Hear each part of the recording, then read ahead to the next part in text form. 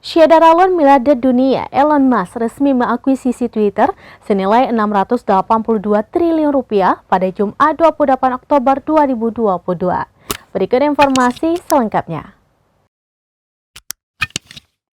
Syederalon miliarder dunia Elon Musk resmi mengakuisisi Twitter dengan membayarkan tagihan sebesar 44 miliar dolar Amerika Serikat atau 682 triliun rupiah dengan asumsi kurs 15.515 rupiah pada Jumat 28 Oktober 2022.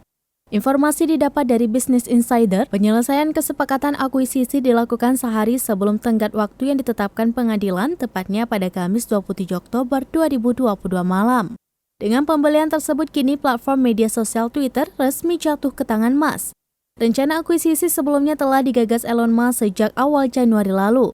Usai resmi melakukan akuisisi, Musk dilaporkan mengubah bio akun Twitternya dari @ElonMusk menjadi Chief Tweet.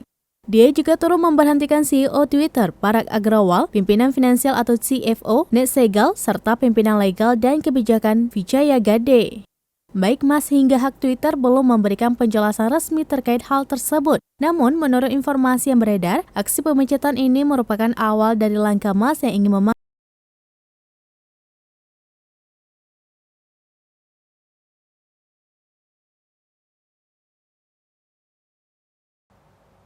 Demikian informasi terkini, Syederalon saksikan terus beragam informasi menarik lainnya di kanal YouTube Serambi On TV dan juga Facebook serambinews.com.